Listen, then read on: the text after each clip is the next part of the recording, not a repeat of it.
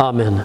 Alors, Jérémie, oui, n'a pas nécessairement eu un ministère extrêmement facile, dans le sens que j'espère que ce n'est pas trop petit présentement sur l'écran.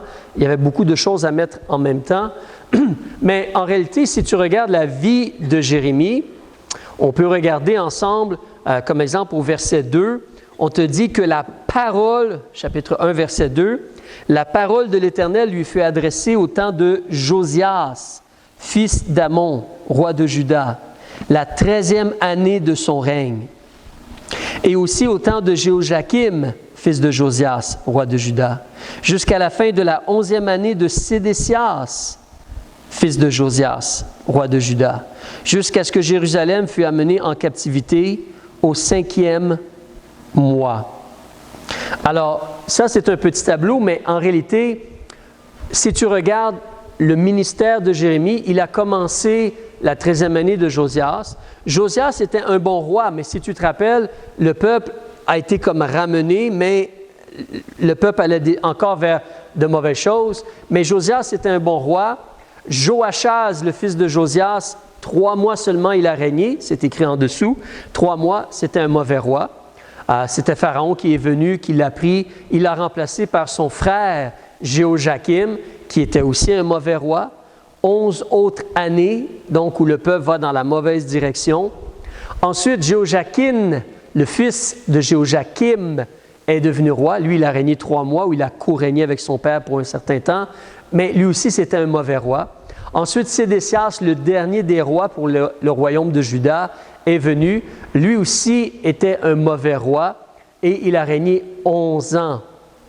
Donc, le ministère de Jérémie, si tu regardes vers le bas, en passant, Jérémie a fait une complainte sur Josias, quand Josias est décédé et tout, mais on va le voir, je crois, ou ça le dit dans le livre des rois, excuse-moi.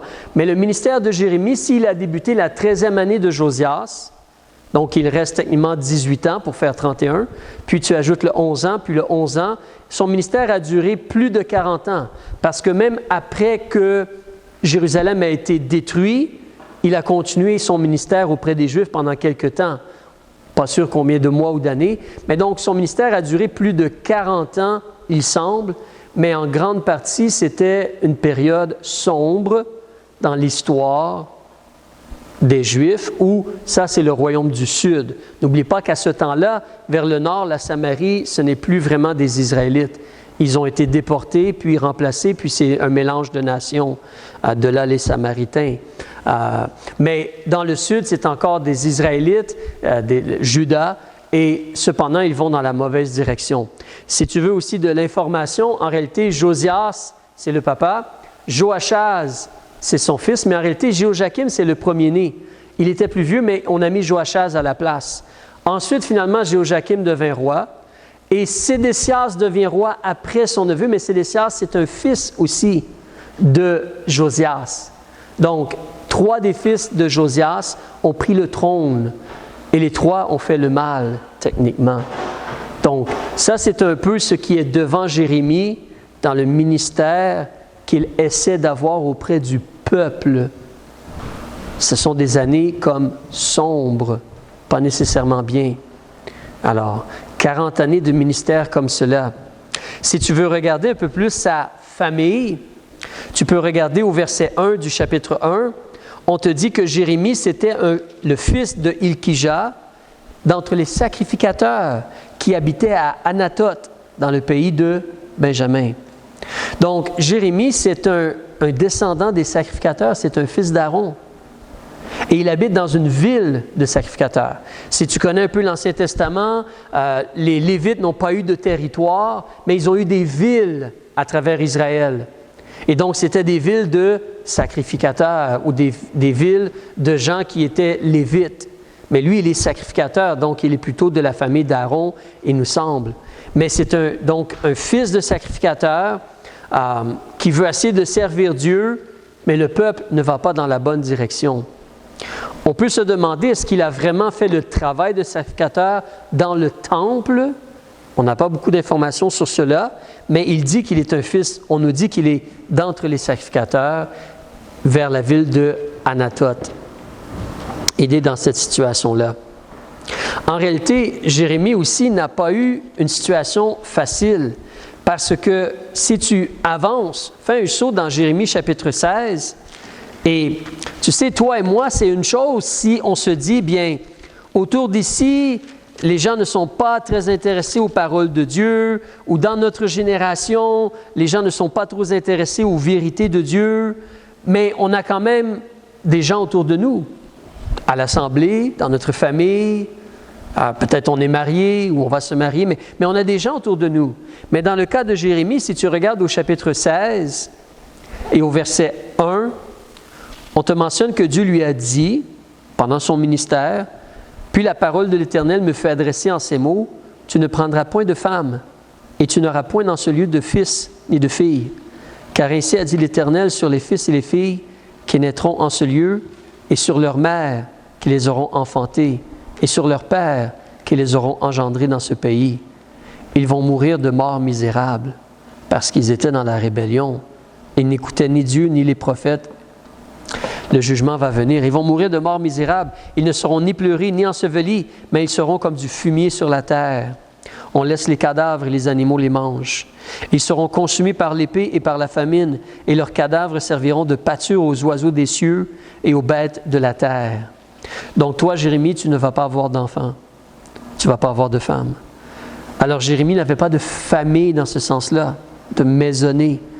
Jérémie, 40 ans de ministère, seul. Seul. Peut-être tu pourrais regarder puis dire, oui, mais sa famille, c'était des sacrificateurs, puis il habitait dans une ville de sacrificateurs. Imagine habiter dans une ville de chrétiens, hein, une ville remplie de chrétiens ou remplie de pasteurs. Ça, tu peux aller en Floride, dans le sud, il y a beaucoup de gens qui prennent leur retraite et qui vont en Floride après leur travail dans le ministère. J'ai entendu, je ne connais pas grand-chose sur cela, mais j'ai entendu. Mais en tout cas, certainement, concernant sa famille et sa ville, tu peux reculer au chapitre 11. Même chapitre 12, excuse-moi, on va commencer là. Non, chapitre 11, on va commencer avec sa ville, désolé. Chapitre 11, page 926, et regardez au verset 21 concernant sa ville et les gens sacrificateurs de sa ville. Verset 21 du chapitre 11. C'est pourquoi ainsi a dit l'Éternel contre les gens d'Anatoth qui cherchent ta vie et qui disent « Ne prophétise point au nom de l'Éternel et tu ne mourras pas de notre main. » C'est assez clair, n'est-ce pas? C'est pourquoi ainsi a dit l'Éternel des armées, « Voici, je vais les punir. Les jeunes hommes mourront par l'épée, leurs fils et leurs filles mourront par la famine, et il ne restera rien d'eux, car je vais faire venir le mal sur les gens d'Anatoth l'année de leur visitation. » Mais les gens de ta ville, les sacrificateurs sont contre toi, les gens de ta ville sont contre toi. Et qu'en est-il de ta maisonnée, ta famille, ta parenté? Chapitre 12, si vous regardez avec moi, verset 3, il parle comme avec Dieu, il dit « Mais toi, Éternel, tu me connais, tu me vois, et tu éprouves quel est mon cœur envers toi. Traite-les comme des brebis qu'on doit égorger, et prépare-les pour le jour du carnage. Jusqu'à quand le pays sera-t-il dans le deuil, et l'herbe de tous les champs sera-t-elle desséchée? À cause de la malice de ses habitants, les bêtes et les oiseaux disparaissent, car ils disent « Il ne verra pas notre fin. » Et c'est comme si Dieu lui répond, si tu as couru avec les gens de pied et qu'ils t'aient lassé, comme fatigué, comment lutteras-tu d'ardeur avec les chevaux? Tu as de la difficulté à suivre quand les êtres humains courent. Qu'est-ce que tu vas faire quand les chevaux vont courir? Les chevaux vont beaucoup plus vite que les êtres humains. C'est une illustration ici. Verset 5, toujours, ensuite après chevaux. Et si tu n'es en assurance que dans une terre de paix, que feras-tu devant l'orgueil du Jourdain? Les vagues du Jourdain puis tout. Qu'est-ce que tu vas faire? Verset 6. Car même tes frères et la maison de ton père, même ceux-là sont perfides. Ça veut dire déloyal envers toi. Même ceux-là crient à plein gosier, la bouche ouverte, ils crient derrière toi. Ils sont contre lui. Ne les crois pas, quand même, ils te parleront amicalement. Même la maison de son père. Je ne sais pas si son papa est encore en vie, mais la maison de son père, ils sont déloyaux envers lui. Ils crient derrière lui. Ils sont peut-être d'accord avec les gens d'Anatoth. Alors, Imaginez, pendant 40 ans, tu travailles dans un environnement où le peuple en général, il veut aller contre Dieu, le roi, le gouvernement veut aller contre Dieu. En plus, les gens de ta ville veulent que tu fermes ta bouche, ils ne veulent pas que tu parles les paroles de Dieu. Et ta parenté, la maison de ton père, sont déloyales envers toi et crient derrière toi comme « tais-toi » ou quoi que ce soit. Ça, c'est la situation de Jérémie. Est-ce que quelqu'un voudrait appliquer pour le poste? Quelqu'un voudrait appliquer pour avoir le travail? Retournons au chapitre 1. En réalité, vous allez remarquer que Dieu n'a pas fait une offre d'emploi, si on pourrait dire. Chapitre 1, nous avons lu les versets 1, 2 et 3. On va continuer au verset 4. Alors, chapitre 1, verset 4. « La parole de l'Éternel me fut adressée en ces mots. Avant que je te formasse dans le sein de ta mère. » Donc, avant même qu'il soit conçu, qu'il existe, Dieu dit « Je t'ai connu ». Dieu connaissait tout sur Jérémie et Dieu avait des plans pour Jérémie avant même que Jérémie naisse. Avant même. Dieu veut que tout le monde soit sauvé, mais Dieu connaît Jérémie. C'est Dieu lui-même qui l'a créé, puis Dieu décide qu'il va l'utiliser. Donc, avant même que je te formasse, je t'ai connu. Avant que tu sortisses de son sein, avant que le bébé sorte du ventre de la maman, je t'ai sanctifié, c'est-à-dire je t'ai mis à part, je t'ai séparé. Donc, il n'est même pas né et Dieu a déjà des plans pour lui. Il n'est même pas sorti du ventre de sa mère, ou il n'est même pas créé, puis Dieu a des plans pour lui. Il n'est même pas sorti du ventre de sa mère et Dieu l'a déjà séparé pour quelque chose. Mais est-ce que quelqu'un a demandé à Jérémie son opinion à date? Est-ce que quelqu'un a demandé à Jérémie s'il était intéressé à date? Non, hein? Non, personne n'a demandé à Jérémie. Dieu a donné la vie à Jérémie. Est-ce que Jérémie doit tout à Dieu? Techniquement, oui. C'est Dieu qui lui a donné la vie. C'est Dieu qui le garde en vie. Et Dieu veut l'utiliser. Vous savez, quand des fois les gens se demandent, est-ce que Dieu a un plan pour moi? Ça, c'est bien quand on lit ceci parce qu'on voit que oui, avant que tu sois créé, avant que tu sois conçu, en réalité, Dieu te connaît, toi aussi. Ou Dieu te connaissait, toi aussi. Et Dieu aussi voudrait que tu le connaisses, que tu sois sauvé. Et quand on est sauvé, il a préparé des bonnes œuvres d'avance pour nous. Mais Dieu veut le bien pour nous. Et oui, Dieu veut t'utiliser. Dieu te connaît, Dieu connaît tes capacités et tes talents. Et il veut t'utiliser pour son grand plan. Il veut t'utiliser. La troisième chose, toujours au verset 5, donc après le mot sanctifié, point virgule, je t'ai établi prophète pour les nations. À date, il n'y a personne qui a demandé à Jérémie s'il voulait appliquer pour l'emploi, n'est-ce pas? Dieu a juste dit, avant que je te forme, que je te crée, je te connaissais. Avant que tu sortes du ventre de ta maman, je t'ai mis à part. Et je t'ai établi prophète pour les nations.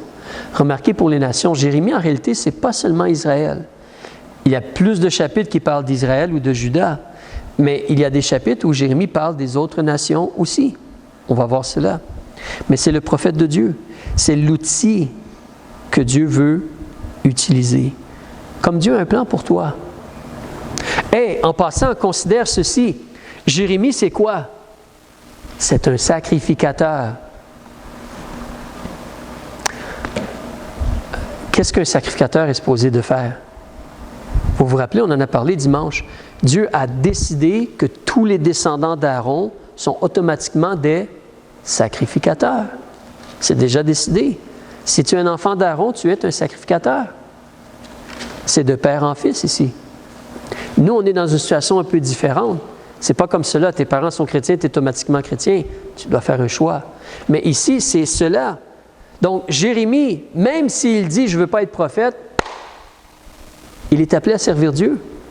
Il a été créé par Dieu, il est maintenu en vie par Dieu, mais en plus, c'est un fils d'Aaron. Il est supposé d'être un sacrificateur. Et donc, d'enseigner le peuple, d'informer le peuple et de faire des sacrifices pour le peuple, d'intercéder pour le peuple. Il est supposé de faire ces choses-là d'une manière ou d'une autre, n'est-ce pas? Mais spécifiquement, Dieu veut l'utiliser aussi comme un prophète. comme une bouche pour parler aux gens dans son temps. Comme une bouche. Donc Dieu a un excellent plan et Dieu veut qu'on le serve. Et Dieu veut notre bénédiction. Est-ce que nous, on est prêt à appliquer pour l'emploi? Est-ce que toi, tu veux être le X, ton nom, que Dieu veut que tu sois? Est-ce que toi, tu veux cela? Tu n'es probablement pas un prophète, on n'a plus de prophète. Mais veux-tu être le serviteur que Dieu veut que tu sois? Tantôt, on a ri un peu de moi. C'est correct. On s'amusait. Mais on a fait faire des cartes pour encourager les gens à appeler et demander de l'aide. Et à l'arrière de la carte, qu'est-ce que ça dit? Votre serviteur, Éric Labonté. Alors, quelqu'un a dit, ah, c'est un serviteur. Il s'annonce comme un serviteur. Oui, c'est vrai. C'est vrai, je suis un serviteur. Alors, mais en réalité, on est tous des serviteurs de Dieu. On peut servir Dieu, on veut servir Dieu. Mais considère cela, Dieu a un plan incroyable pour toi, pour Jérémie, pour nous. Mais est-ce qu'on est prêt? Est-ce qu'on veut? Est-ce qu'on va embarquer dans le plan de Dieu? Justement, tu peux voir au verset 6 la réponse de Jérémie. La réponse de Jérémie n'était pas « D'accord, quand est-ce qu'on commence? À quelle heure je dois être ici? » Ce n'était pas la réponse de Jérémie. La réponse de Jérémie, c'était « Ah, Seigneur éternel, voici, je ne sais point parler. Tu veux m'utiliser pour parler, mais moi, je ne sais point parler. » Ah, vous rappelez, c'est la même excuse que quelqu'un d'autre qui est bien connu dans l'Ancien Testament et qui a servi Dieu pour libérer le peuple d'Israël. Vous vous rappelez de Moïse, hein? Ah, moi, j'ai la langue qui n'est pas facile, là, puis tout, l'expression exacte, j'oublie, mais Moïse a parlé un peu de façon similaire. Et combien de gens, présentement, c'est la même chose? Ah, moi, je ne suis pas bon pour parler avec les gens. Donc, Dieu ne m'appelle pas à le servir. Non. Dieu te connaît. Dieu t'a créé. Dieu va t'utiliser. Mais je ne sais point parler, virgule ou point virgule même, je suis un enfant. Je suis un enfant. C'est-à-dire, je suis comme trop jeune pour prendre ce travail ou ces responsabilités. Généralement, un enfant n'a pas de responsabilité, n'est-ce pas? Généralement, un enfant, on l'envoie jouer. On lui dit d'aller jouer.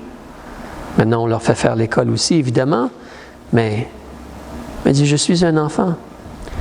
Quel âge a Jérémie? En réalité, ici, on ne peut pas savoir pour sûr, mais quand vous lisez l'Ancien Testament, avez-vous remarqué qu'en réalité, dans l'Ancien Testament, on te dit que dans le livre de Nombre, on commence à compter les gens à l'âge de 20 ans.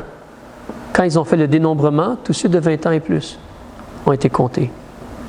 Quand on nous parle de la réalité, de la valeur de quelqu'un, quand on veut se dévouer pour Dieu, on parle 20 ans et plus, c'est un homme.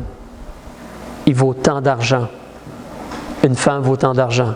En bas de 20 ans, ça vaut un autre montant. Quand on parle aussi, tu te rappelles, quand ils étaient dans le désert, puis ils ont envoyé des espions, puis ils sont revenus, puis ils n'ont pas voulu obéir, qu'est-ce que Dieu a dit? Tous ceux qui ont en bas de 20 ans sont corrects. Et tous ceux en haut de 20 ans sont responsables. Responsables. L'âge où on devient responsable devant Dieu, 20 ans. On est vraiment là maintenant comme quelqu'un qui a la capacité et qui doit agir. Si Jérémie dit « Je suis un enfant », est-ce qu'il n'a pas encore 20 ans ici peut-être? Peut-être 18, 19, 17, je ne sais pas. Je ne sais pas. Mais il dit « Je suis un enfant ». Alors Dieu lui parle pour discuter avec lui. L'Éternel me dit « Non, ne dis pas « Je suis un enfant ». Laisse faire cela. Ne dis pas « Je suis un enfant », car tu iras vers tous ceux à qui je t'enverrai et tu diras tout ce que je te commanderai. En réalité, c'est assez facile comme emploi. Moi, c'est une chose que j'appréciais dans certains emplois que j'ai eus dans le passé. Je me rappelle, dans certains cas, à un moment donné, il y avait de la négociation. Et il y avait comme le vice-président du département où j'étais, il fallait acheter des machines informatiques IBM, des serveurs pour les AS400, pour les terminaux dans le temps. Avant d'avoir des ordinateurs, tout le monde a un ordinateur sur son bureau, mais dans le temps, c'était des terminaux, c'était branché sur un réseau, serveur puis tout. Donc, c'était le temps de racheter les choses parce que c'était loué. Alors, la compagnie qui nous les avait loués disait, nous, on pense que ça vaut tant. Et là, le vice-président, on n'a pas le budget. On peut juste donner tant. Et là, moi, j'étais entre les deux, parce que c'est moi qui achetais les pièces informatiques, donc j'étais entre les deux. Et là, c'est comme un me disait, mais là, Éric, non, sur le marché, ça vaut plus. J'ai dit, OK, d'accord, un instant. Puis là, non, on ne peut pas payer cela, Éric. Et là, j'étais entre les deux. Mais là, c'était comme, mais moi, je suis juste le messager entre les deux, là. C'est comme, on dit cela, on dit cela, on dit cela, on dit cela. Puis finalement, j'ai demandé à quelqu'un qui était un expert dans cela, combien tu penses que ça vaut sur le marché? Comme pour avoir un levier, si je pourrais dire. Et finalement, le monsieur a accepté le montant qu'on offrait et mon patron a dit, ou le vice-président a dit « Alléluia ».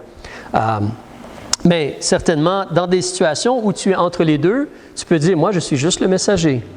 Je suis juste le messager. Ne tire pas le messager. Lui m'envoie te dire cela. Toi, tu n'aimes pas ce qu'il te dit. Moi, je suis juste le messager. Tu veux lui donner... D'accord, je vais lui faire le message pour toi. Non, moi, je suis juste le messager. » Des fois, c'est bien d'être seulement le messager.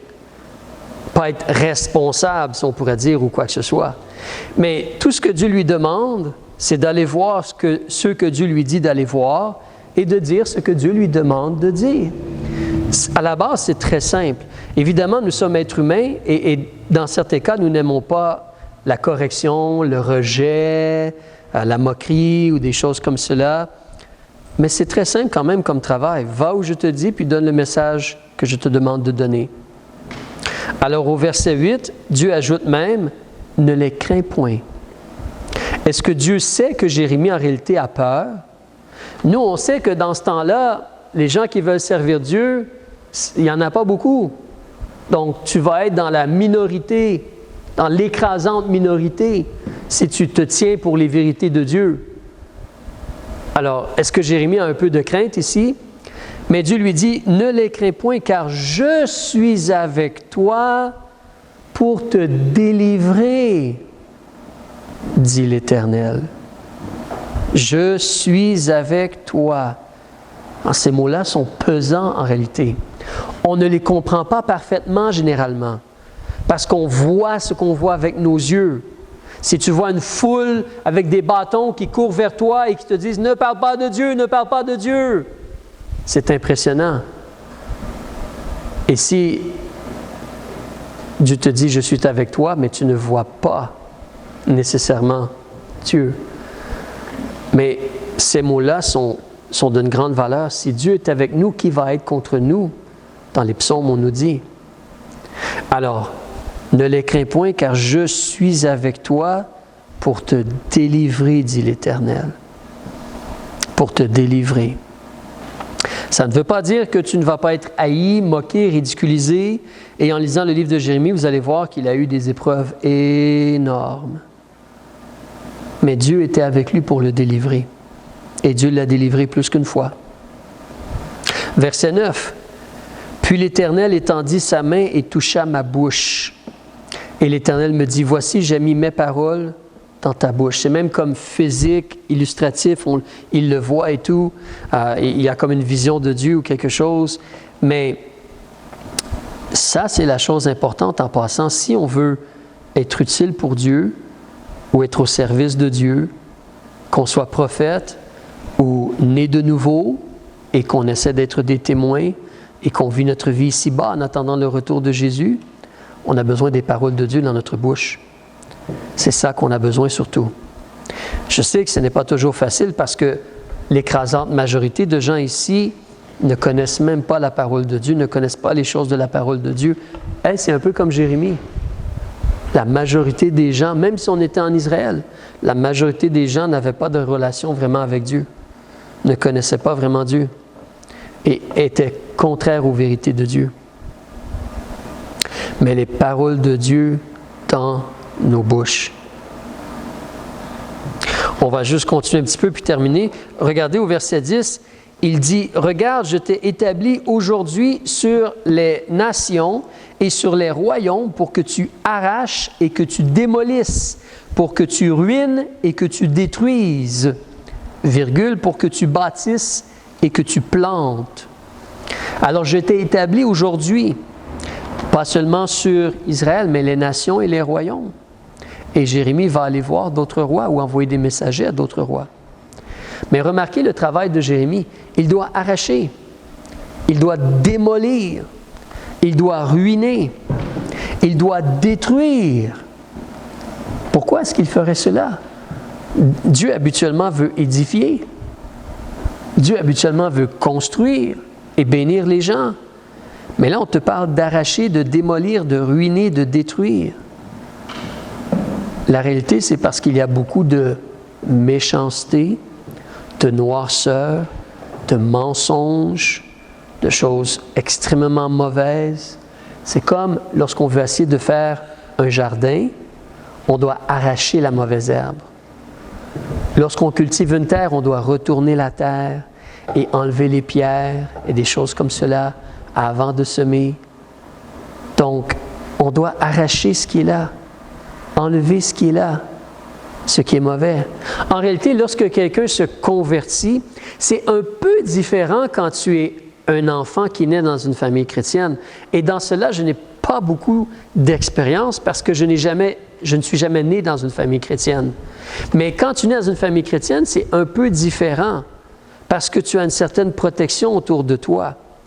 Tu as les paroles autour de toi dès que tu es jeune. Mais nous savons, tu es quand même un pécheur ou une pécheresse. Tu as quand même un cœur corrompu et tu es quand même mélangé et trompé par le diable. Tu as besoin d'être né de nouveau et tu as besoin que des choses soient arrachées ou démolies ou enlevées. Parce que la nature pécheresse, elle est là quand même. Et on grandit avec des habitudes, des réactions qui ne sont pas bonnes. Et lorsqu'on se convertit à Jésus, lorsqu'on est vraiment sauvé, l'Esprit de Dieu veut émonder, couper ce qui est mauvais, arracher, enlever ce qui est mauvais. C'est la même chose ici pour Jérémie avec la nation d'Israël. Avant de pouvoir vraiment construire, on doit arracher ce qui est mauvais, ce qui est là. Et donc Dieu veut vraiment enlever ce qui est mauvais de ton cœur, de ta vie, de tes aptitudes ou tes habitudes de vie. Il veut te changer. Et même quand tu es sauvé, il continue à te changer. Parce qu'il n'y a personne qui a atteint la perfection sur la terre. Personne. Personne n'a atteint la perfection. Un jour, j'ai entendu un ancien premier ministre du Canada dire qu'il n'a jamais rien fait de mal dans sa vie. OK. Mais en réalité, on a tous un cœur mauvais qui porte vers le mal. Et Dieu a besoin de changer notre cœur, changer notre façon d'être, notre façon d'agir. Donc Dieu parle de démolir, d'arracher, de ruiner, de détruire. Après cela, qu'est-ce qu'on va faire? On va bâtir et on va planter ensuite. On va bâtir et planter ensuite. C'est pour ça que lorsqu'on parle aux gens de Jésus-Christ, certains gens sont tellement loin de la lumière et de la vérité qu'il y a beaucoup d'épaisseur, beaucoup de couches de mauvaises choses à enlever. S'ils sont sincères et veulent laisser Dieu leur parler ou les reprendre ou les enseigner. Certains gens, pour différentes raisons, sont peut-être un peu moins corrompus, un peu moins. C'est pour ça qu'on rencontre des fois des gens qui malheureusement sont contrôlés par les substances, contrôlés par l'alcool ou d'autres choses, contrôlés par d'autres genres de vices ou de péchés, contrôlés par la colère et des choses comme cela malheureusement. Mais on doit enlever ce qui est mauvais, détruire, pour ensuite pouvoir bien bâtir, bien planter et avoir le bon fruit à la gloire de Dieu. Ça, c'est ce qui attend Jérémie. Ça, c'est la première réunion de business qu'il a eue avec son maître. Toi, tu es mon prophète. Tu vas donner mes paroles. J'ai mis mes paroles dans ta bouche. Toi, tu dois démolir, arracher, ruiner, détruire. J'ai fait un petit peu de construction ou de rénovation dans ma vie et j'ai souvent dit que c'est plus facile de démolir que de construire. Parce que démolir, on n'essaie pas de réutiliser la plupart du temps les choses. Donc, on démolit. Remarquez que cependant, j'ai appris qu'il y a différentes façons de démolir. Il y a la façon intelligente puis la façon stupide.